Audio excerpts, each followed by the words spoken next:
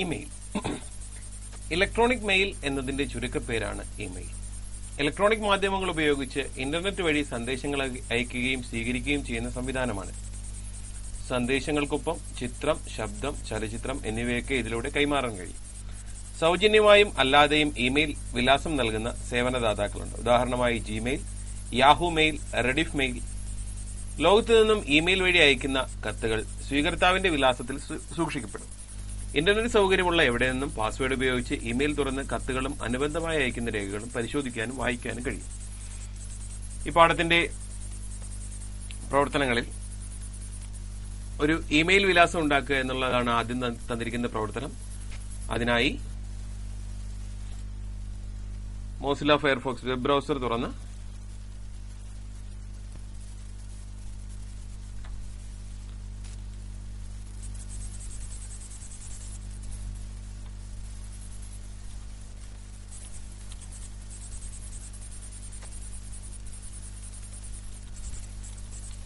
www.gmail.com എന്ന് search ചെയ്യുക. പേര് നൽകുക.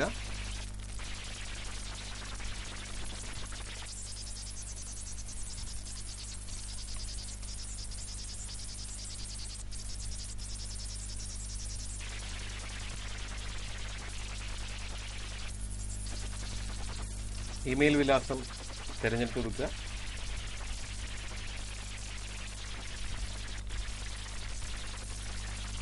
ആ ഇമെയിൽ വിലാസം ലഭ്യമല്ല എങ്കിൽ താഴെ കാണിക്കും. പാസ്വേഡ് നൽകുക.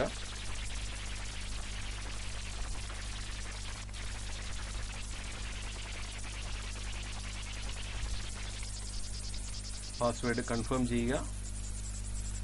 ബർത്ത് ഡേറ്റ് തിരഞ്ഞെടുക്കുക.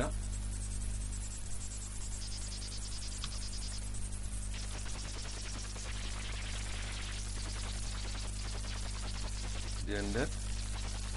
നെക്സ്റ്റ് സ്റ്റെപ്പിലേക്ക് പോകാം. പ്രൈവസി ആൻഡ് ടേംസിൽ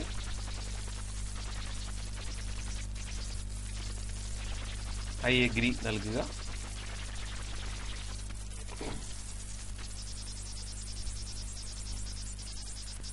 നമ്മുടെ അക്കൗണ്ട് വെരിഫൈ ചെയ്യുന്നതിന് വേണ്ടിയിട്ടൊരു ഫോൺ നമ്പർ ആവശ്യപ്പെടുന്നുണ്ട്. അതിനായി ഒരു ഫോൺ നമ്പർ നൽകുക.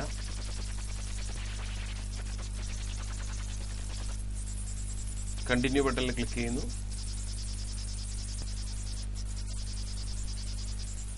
ഒരു വെരിഫിക്കേഷൻ കോഡ് നമ്മുടെ ഫോണിലേക്ക് മെസ്സേജ് ആയിട്ട് എത്തുന്നു.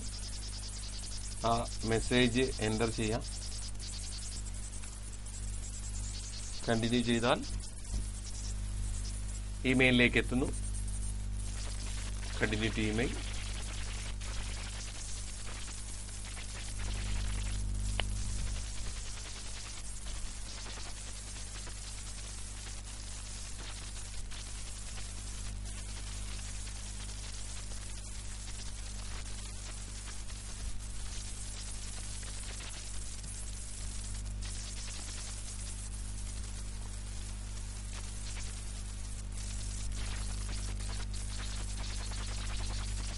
ഇവിടെ കുറച്ച് നിർദ്ദേശങ്ങളുണ്ട്, സെറ്റപ്പുകൾ. അതെല്ലാം ഓരോന്നോരോന്നായി ചെയ്യുക. ഇൻബോക്സിൽ നമുക്ക് ഒരു മെയില്, ഗൂഗിളിന്റെ വകയായിട്ടുള്ള ഒരു മെയില് നമുക്ക് ആദ്യം തന്നെ കിട്ടുന്നുണ്ട്. ഒരു മെയിൽ കമ്പോസ് ചെയ്യുന്ന എങ്ങനെയെന്ന് നോക്കാം. കമ്പോസ് ബട്ടണിൽ ക്ലിക്ക് ചെയ്യുക. അതിൽ ടു എന്ന ഭാഗത്ത് ആർക്കാണോ അയക്കേണ്ടത് അത് സെലക്ട് ചെയ്യുക.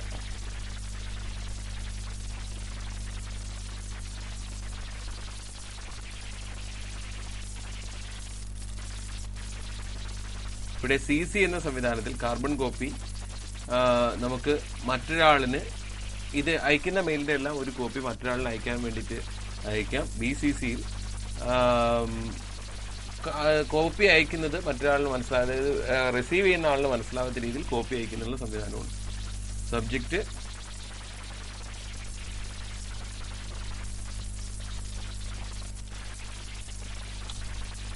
കണ്ടന്റ് ചേർക്കുക. ഇതിലുള്ള അധിക സംവിധാനങ്ങൾ നമുക്ക് നോക്കാം. ഇതിൽ ഫോമാറ്റ് ഓപ്ഷൻസ് ഉപയോഗിച്ച് നമുക്ക് ഈ ടെക്സ്റ്റിനെ ഫോമാറ്റ് ചെയ്യാം.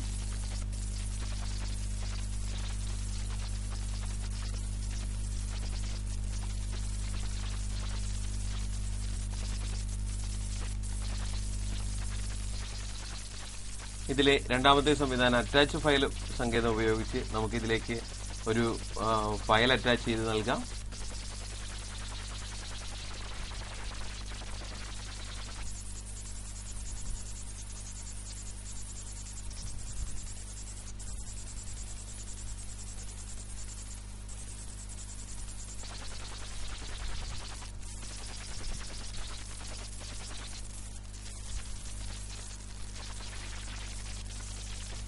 ഇതിലേക്കൊരു വീഡിയോ അറ്റാച്ച് ചെയ്യാനായി ഓഡിയോ അറ്റാച്ച് ചെയ്യാനായി നമുക്ക്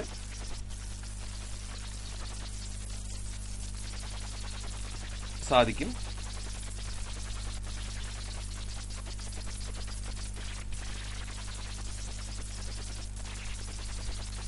ഒരു ഓഡിയോ ഫയൽ സെലക്ട് ചെയ്ത് ഓപ്പൺ നൽകി കഴിഞ്ഞാൽ ആ ഓഡിയോ അതിലേക്ക് അറ്റാച്ച് ആവുന്നത് ശ്രദ്ധിക്കുക.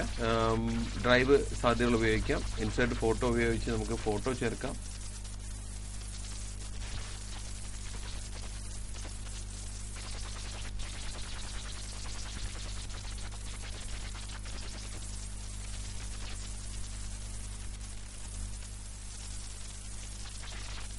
ആ മെയിലിലേക്ക് തന്നെ ഒരു ഫോട്ടോ ചേർത്തിട്ടുണ്ട്. അതിനെ അറ്റാച്ച് ആയിട്ട് അയക്കാനാണെങ്കിൽ അറ്റാച്ച് ഫയൽ ഉപയോഗിച്ച് അത് അയക്കാം.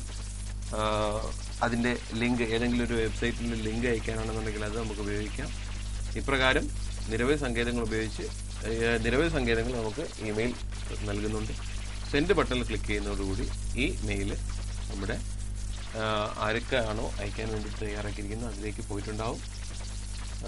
Your message has been send എന്ന നിർദ്ദേശവും കാണിക്കുന്നു. വ്യൂ മെസ്സേജിലോ സെൻഡ് മെയിലിലോ നോക്കിക്കഴിഞ്ഞാൽ നമുക്ക് ആ മെയിൽ, നമ്മൾ അയച്ച മെയിൽ നമുക്ക് കാണാം.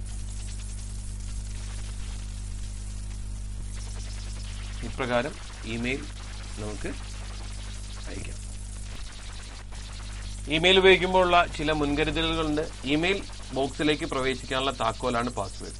വലിയ അക്ഷരങ്ങളും ചെറിയ അക്ഷരങ്ങളും അക്കങ്ങളും ചിഹ്നങ്ങളും ഒക്കെ ഇടകലർത്തി തയ്യാറാക്കുന്ന പാസ്വേഡാണ് കൂടുതൽ സുരക്ഷിതം.